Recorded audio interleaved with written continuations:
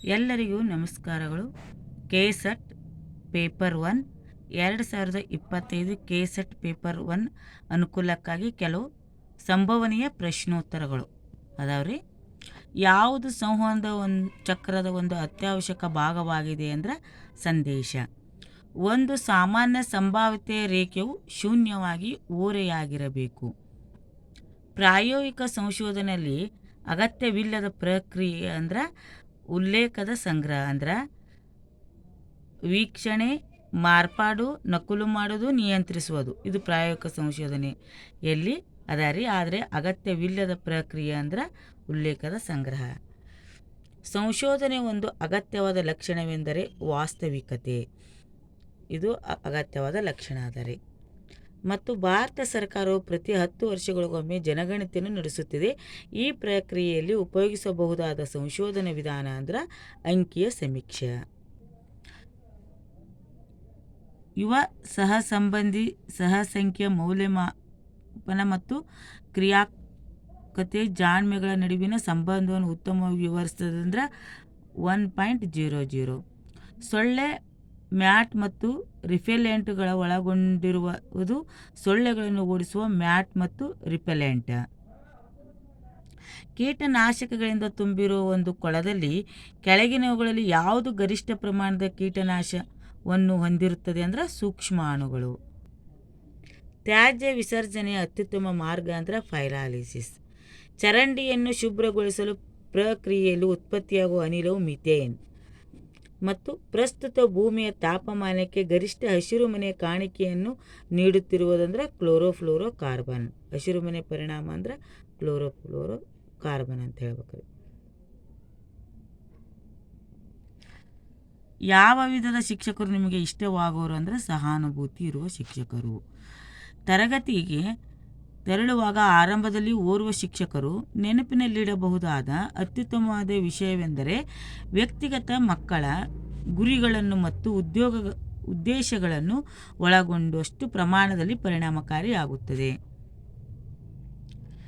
ಮತ್ತು ನಿರ್ಧಾರಿತ ಪಠ್ಯದ ಹೊರಗಿನ ವಿಷಯಗಳಿಗೆ ಸಂಬಂಧಿಸಿದಂತೆ ಪ್ರಶ್ನೆಗಳನ್ನು ಕೇಳುವ ವಿದ್ಯಾರ್ಥಿಗಳನ್ನು ಶಿಕ್ಷಕರು ಹೇಗೆ ನಿಭಾಯಿಸಬೇಕು ಅಂದ್ರೆ ಅದು ಹೆಚ್ಚುವಿ ಸಮಯವನ್ನು ಪಡೆದುಕೊಂಡು ಸಹ ಇಂಥ ಪ್ರಶ್ನೆಗಳನ್ನು ಮತ್ತು ಸಮಸ್ಯೆಗಳಿಗೆ ಉತ್ತರ ಮತ್ತು ಪರಿಹಾರಗಳನ್ನು ಚರ್ಚಿಸಿರಿ. ಓರ್ವ ಶಿಕ್ಷಕರು ತರಗತಿಯಲ್ಲಿ ಮತ್ತು ಪಠ್ಯೇತರ ವಿಷಯಗಳಲ್ಲಿ ಶಿಸ್ತನ್ನು ನಿರ್ವಹಿಸುತ್ತಿದ್ದರೂ ಪಾಠ ಮಾಡುವಲ್ಲಿ, ಕಲಿಕೆಯಲ್ಲಿ ಮತ್ತು ಇತರ ಚಟುವಟಿಕೆಗಳನ್ನು ನಿರ್ವಹಿಸುವಲ್ಲಿನ ಸಂದೇಹಗಳನ್ನು ವರ್ಗೀಕರಣ ಸಂಬಂಧಿಸಿದ ಚರ್ಚಿಸಲು ಸಾಧ್ಯವಾಗುತ್ತದೆ. ಮತ್ತು ವಿದ್ಯಾರ್ಥಿಗಳ ಶಿಕ್ಷಕರ ಧೋರಣೆ ಏನು ಅಂದ್ರೆ ಪ್ರಜಾತಾಂತ್ರಿಕ. ವಿದ್ಯಾರ್ಥಿಗಳ ಮೇಲೆ ಶಿಕ್ಷಕರ ವರ್ತನೆ ಪ್ರಭಾವದ ಕುರಿತು ವಿದ್ಯಾರ್ಥಿಗಳ ಅಭಿಪ್ರಾಯವನ್ನು ಕಂಡುಹಿಡಿಯುವ ಒಂದು ಸಮೀಕ್ಷೆಯಲ್ಲಿ ಓರ್ವ ವಿದ್ಯಾರ್ಥಿಯು ನೀತಿ ನಿಯಮಗಳನ್ನು ಪಾಲಿಸಿದ ಮತ್ತು ಶಿಕ್ಷಕನು ಯಾರಿಗೂ ಪ್ರಯೋಜನಕ್ಕೂ ಬರುವುದಿಲ್ಲ ಎಂದು ಹೇಳಿದನು. ಈ ಹೇಳಿಕೆ ಶಿಕ್ಷಕರ ಯಾವ ವರ್ತನೆಯನ್ನು ಸೂಚಿಸುತ್ತದೆ ಅಂದರೆ ಒಬ್ಬ ಶಿಕ್ಷಕನು ಎಲ್ಲ ವಿಷಯಗಳಲ್ಲೂ ವಿದ್ಯಾರ್ಥಿಗಳಿಗೆ ಮಾದರಿಯಾಗಿರಬೇಕು. ನಿಮ್ಮ ತರಗತಿಯಲ್ಲಿ ಓರ್ವ ವಿದ್ಯಾರ್ಥಿಯು ಪ್ರಶ್ನೆಗೆ ಉತ್ತರಿಸುವಲ್ಲಿ ವಿಫಲನಾದರೆ ನೀವು ಏನು ಮಾಡ್ತೀರಿ ಅಂದರೆ ಮತ್ತೊಬ್ಬ ವಿದ್ಯಾರ್ಥಿಯನ್ನು ಉತ್ತರಿಸಲು ಕೇಳಬೇಕು. ವ್ಯಕ್ತಿಗತ ಸಂವಹನದಲ್ಲಿ ಯಶಸ್ಸನ್ನು ಪಡೆಯಲು ಮುಖ್ಯವಾಗಿ ಬೇಕಿರುವುದಂದ್ರೆ ಇಬ್ಬರು ವ್ಯಕ್ತಿಗಳ ನಡುವಿನ ತೆರೆದ ಹೃದಯದಿಂದ ಮಾಹಿತಿಯನ್ನು ಹಂಚಿಕೊಳ್ಳುವ ಭಾವನೆ. ಎಡ್ಯುಟೈನ್ಮೆಂಟ್ ಎಂದರೆ ಒಂದು ಕಾರ್ಯಕ್ರಮದಲ್ಲಿ ಶೈಕ್ಷಣಿಕ ಮತ್ತು ಮನೋರಂಜನಾ ಅಂಶಗಳ ಆರೋಗ್ಯಕರ ಸಂಯೋಜನೆ. ದೃಶ್ಯ ಶ್ರವಣ ಅಂಶಗಳನ್ನು ಅತ್ಯುತ್ತಮವಾಗಿ ಒಂದುಗೂಡಿಸುವ ಸಾಧನ ಅಂದ್ರೆ ಟಿವಿ. ಹಾವಭಾವಗಳು ತುಂಬ ಮುಖ್ಯವಾಗಿರುವುದು ಇದರಲ್ಲಿ ಅಂದರೆ ವಿಡಿಯೋ. ಮಾಧ್ಯಮಗಳ ಒಗ್ಗೂಡಿಕೆಗೆ ಒಂದು ಉತ್ತಮ ಉದಾಹರಣೆ ಅಂದರೆ ಮೊಬೈಲ್ ಫೋನ್. 4ನೇ ಎಸ್ಟೇಟ್ ಎಂಬ ಪದವು ಸೂಚಿಸುವುದಂದರೆ ಮುದ್ರಣ. ಭಾರತದಲ್ಲಿ ಶಿಕ್ಷಕರ ಶಿಕ್ಷಣ ಸಂಸ್ಥೆಗಳ ಅಂಗೀಕಾರಕ್ಕೆ ಯಾರು MOUಗೆ ಸಹಿ ಮಾಡಿದ್ದಾರೆ ಅಂದರೆ NCTE ಮತ್ತು NAAC. ಶಿಕ್ಷಣದಲ್ಲಿ UGC ಮಾದರಿ ಪಠ್ಯಕ್ರಮವನ್ನು ಪ್ರಕಟಿಸಿದ ವರ್ಷ ಅಂದರೆ 2002. ರಾಷ್ಟ್ರೀಯ ಅಭಿವೃದ್ಧಿಯನ್ನು ಶಿಕ್ಷಣದ ಅತಿ ಮುಖ್ಯ ಉದ್ದೇಶ ಎಂದು ಯಾವ ಸಮಿತಿ ಪರಿಗಣಿಸಿತಂದ್ರೆ S. ರಾಧಾಕೃಷ್ಣನ್ ಕಮಿಷನ್. ಸಂವಿಧಾನದ ಪದ್ಧತಿಯ ಕಾರ್ಯನಿರ್ವಹಿಸುವ ಅತಿ ಮುಖ್ಯವಾದ ತತ್ವ ಗುರುತಿಸಿರಿ ಅಂದ್ರೆ ನ್ಯಾಯಾಂಗದ ಸರ್ವಾಧಿಕಾರ. ವಿದ್ಯುನ್ಮಾನ ನಿಧಿಗಳ ವರ್ಗಾವಣೆಗೆ ವ್ಯವಸ್ಥೆಯು ಡ್ಯಾಶ್ ಉಪಯೋಗಿಸುತ್ತದೆ ಅಂದರೆ MICR. ಸೀರಿಯಲ್ ಎಕ್ಸೆಸ್ ಸ್ಟೋರೇಜ್ಗೆ ಮಾತ್ರ ಕೆಳಗಿನ ಯಾವುದನ್ನು ಉಪಯೋಗಿಸುತ್ತಾರೆ ಅಂದರೆ ಮ್ಯಾಗ್ನೆಟಿಕ್ ಟೇಪ್. ನೆರೆ ಹಾವಳಿ ನಿಯಂತ್ರಿಸುವ ರಾಚನಿಕವಲ್ಲದ ವಿಧಾನಗಳಲ್ಲಿ ಒಂದಂದ್ರೆ ಒದ್ದೆ ಜಮೀನುಗಳನ್ನು ನಿರ್ವಹಿಸುವುದು. ಪರಿಸರ ವ್ಯವಸ್ಥೆಯ ಜನರು ಎಂಬುದನ್ನು ಕೆಳಗಿನ ಯಾರು ಉದಾಹರಣೆಯಾಗಿದ್ದಾರೆ ಅಂದರೆ ಅರಣ್ಯದಿಂದ ಸಂಪನ್ಮೂಲಗಳನ್ನು ಸಂಗ್ರಹಿಸುವ ಬುಡಕಟ್ಟಿನವರು. ಇವು ಎಕ್ಸಾಮ್ಗೆ ಬಂದಂಥ ಕ್ವಶನ್ ಆನ್ಸರ್ಗಳದಾವ್ರಿ. ಇವು ಬರುವ ಚಾನ್ಸಸ್ ಹೆಚ್ಚಿಗಿರಿಸ್ತಾವ. ಸಂಭವನೀಯ ಪ್ರಶ್ನೆಗಳು. ಉನ್ನತ ಶಿಕ್ಷಣ ಮತ್ತು ಸಂಶೋಧನಾ ರಾಷ್ಟ್ರೀಯ ಪರಿಷತ್ MHRD ಗಾಗಿ ಸ್ಥಾಪಿಸಲಾಯಿತಂದ್ರೆ ಉನ್ನತ ಶಿಕ್ಷಣದ ಮತ್ತು ಸಂಶೋಧನೆಯಲ್ಲಿ ಪ್ರಮಾಣಿಕ ಅಂದರೆ ತುಲನಾತ್ಮಕ ಮಾನಕಗಳನ್ನು ಖಾತ್ರಿಪಡಿಸುವುದು. ಅಡ್ಮಿನಿಸ್ಟ್ರೇಷನ್ ಇನ್ ಇಂಡಿಯಾ ಇದರ ಸರಿಯಾದ ಸಂಕ್ಷಿಪ್ತ ರೂಪ ಯಾವುದಂದ್ರೆ NUEPA. ಡ್ಯಾಶ್ ಮಟ್ಟದಲ್ಲಿ ಭಾರತದಲ್ಲಿ ಖಾಸಗಿ ಉದ್ಯಮವು ಹೆಚ್ಚು ಪ್ರಖ್ಯಾತವಾಗಿದೆ ಅಂದ್ರೆ ವೃತ್ತಿಪರ ಶಿಕ್ಷಣ. ವೃತ್ತಿಪರ ಉನ್ನತ ಶಿಕ್ಷಣ ಅವಕಾಶಗಳಲ್ಲಿ ಮೀಸಲಾತಿಯನ್ನು ಭಾರತದಲ್ಲಿ ಅಂಗೀಕರಿಸಲಾಗಿದೆ, ಏಕೆಂದರೆ ಜನಸಮುದಾಯದ ಕೆಲವು ವಿಭಾಗದ ಸಾಮಾಜಿಕ ಆರ್ಥಿಕ ತೊಂದರೆಗಳಿಗೆ ನಷ್ಟ ಭರ್ತಿ ಮಾಡುತ್ತದೆ.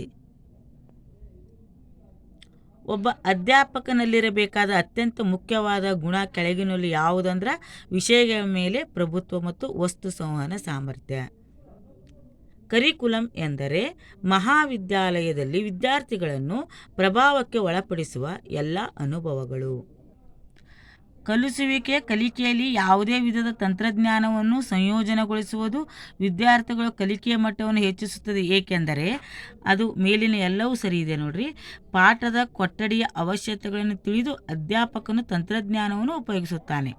ತಂತ್ರಜ್ಞಾನವನ್ನು ಸಂಕಲಿಸಿ ಸೂಕ್ತ ಬೋಧನೆ ಯೋಜನೆಯನ್ನು ಅಭಿವೃದ್ಧಿಪಡಿಸಲಾಗುತ್ತದೆ. ಕಲಿಯುವರ ವೈಯಕ್ತಿಕ ಭಿನ್ನತೆಗೆ ತಂತ್ರಜ್ಞಾನದ ಉಪಯೋಗ ಸೌಕರ್ಯವು ಒದಗಿಸುತ್ತದೆ. ಮೇಲಿನ ಎಲ್ಲವೂ ಸರಿ ಇದೆ.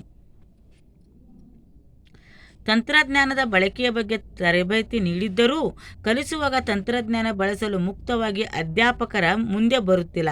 ಈ ಸ್ಥಿತಿಗೆ ಕೆಳಗಿನ ಯಾವ ಸನ್ನಿವೇಶ ಕಾರಣ ಅಂದ್ರೆ ವಿಶ್ವಾಸದ ಕೊರತೆ. ಕಾರ್ಯಸೂಚಿ ಹೊಂದಿರುವ ಕಾರ್ಯಸೂಚಿ ಪ್ರಕಾರದ ಬೋಧನೆ ಕೆಳಗಿನ ಯಾವ ಕಲಿಕೆಯ ತತ್ವವನ್ನು ಆಧರಿಸಿದೆ ಅಂದ್ರೆ ಮಾಧ್ಯಮಿಕ ಬಲಪಡಿಸುವಿಕೆ. ಸಮೂಹ ಸಂವಹನವು ಡ್ಯಾಶ್ ಅನ್ನು ಸೂಚಿಸುತ್ತದೆ ಮತ್ತು ಪ್ರಸ್ತಾಪಿಸುತ್ತದೆ. ದೊಡ್ಡ ಮತ್ತು ಬಹುವಿಧದ ಪ್ರೇಕ್ಷಕರೊಂದಿಗೆ ಜೊತೆಯಾಗಿ ಏಕಕಾಲದಲ್ಲಿ ಸಂವಹನ ನಡೆಸುವುದು.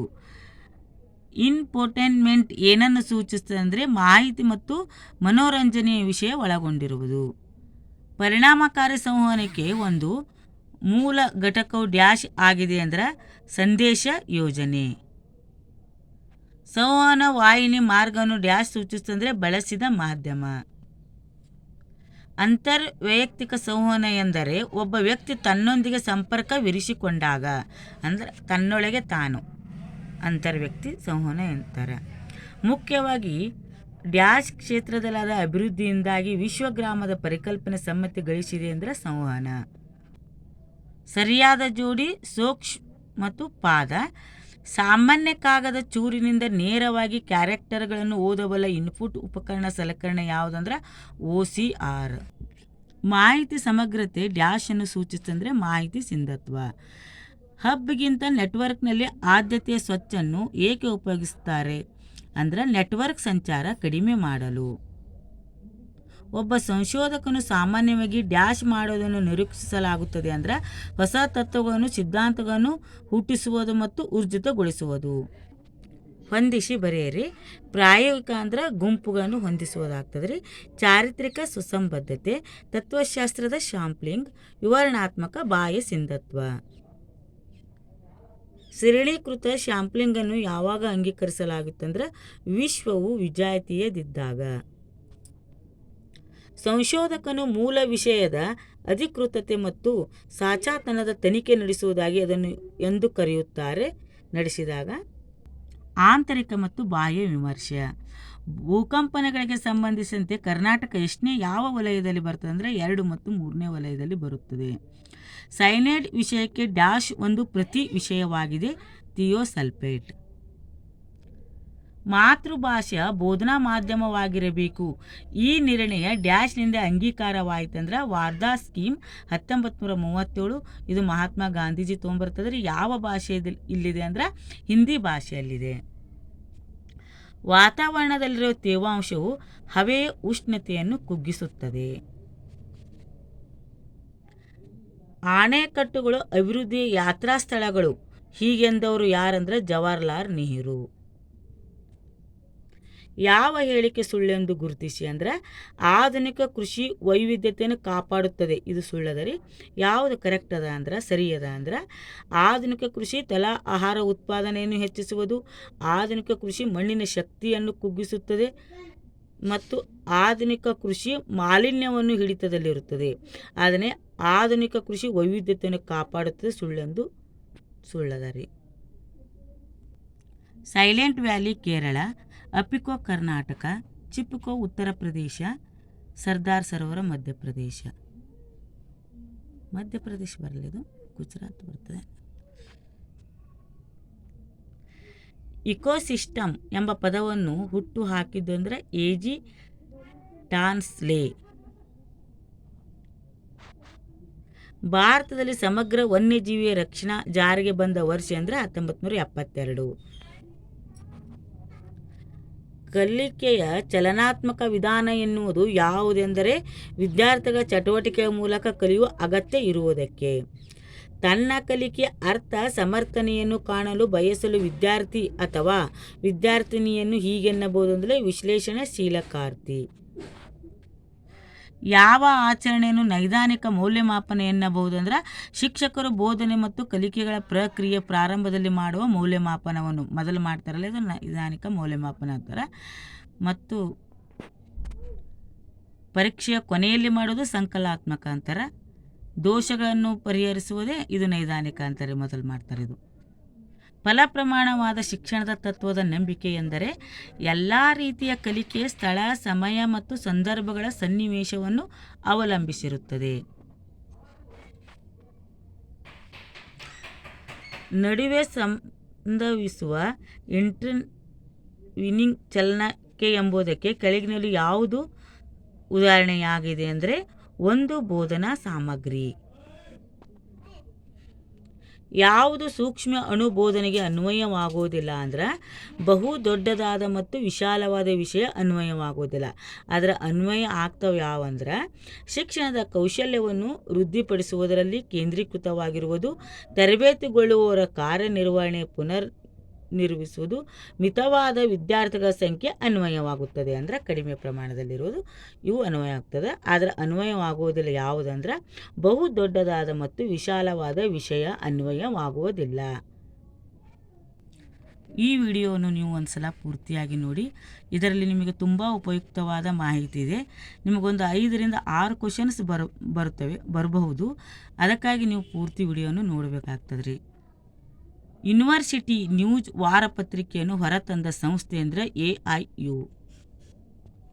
ರೂಸಾ ಅಂದರೆ RUSA ಎಂದರೆ ರಾಷ್ಟ್ರೀಯ ಉಚ್ಚತರ ಶಿಕ್ಷಣ ಅಭಿಯಾನ. PDF ಅಂದರೆ ಸಂಕ್ಷೇಪಣವು ವಿಸ್ತರಣೆ ಅಂದರೆ ಪೋರ್ಟೇಬಲ್ ಡಾಕ್ಯುಮೆಂಟ್ ಫೈಲ್ ಅಂದರೆ ಒಯ್ಯಬಹುದಾದ ಡಾಕ್ಯುಮೆಂಟ್ ಫೈಲ್. VoIP ಅಂದ್ರೆ ವಾಯ್ಸ್ ಓವರ್ ಇಂಟರ್ನೆಟ್ ಪ್ರೋಟೋಕಾಲ್ ಅಂದ್ರೆ ಇಂಟರ್ನೆಟ್ ಧ್ವನಿಯನ್ನು ವಿನಿಮಯ ಮಾಡುವ ಪ್ರೋಟೋಕಾಲ್. DNS ಎಂದರೆ ಡೊಮೈನ್ ನೇಮ್ ಸಿಸ್ಟಮ್ ಅಂದರೆ ಡೊಮೈನ್ ಹೆಸರು ವ್ಯವಸ್ಥೆ. ನಿಮಗೆ ಓದಲಿಕ್ಕೆ ಅನುಕೂಲವಾಗುವಂತೆ ಎಕ್ಸಾಮ್ಗೆ ಬರುವಂಥ ಕ್ವಶನ್ ವಿತ್ ಆನ್ಸರ್ಗಳದಾವ್ರಿ. ಇದು ಒಂದ್ಸಲ ನೀವು ಫುಲ್ ವಿಡಿಯೋ ನೋಡ್ರಿ. ಧನ್ಯವಾದಗಳು.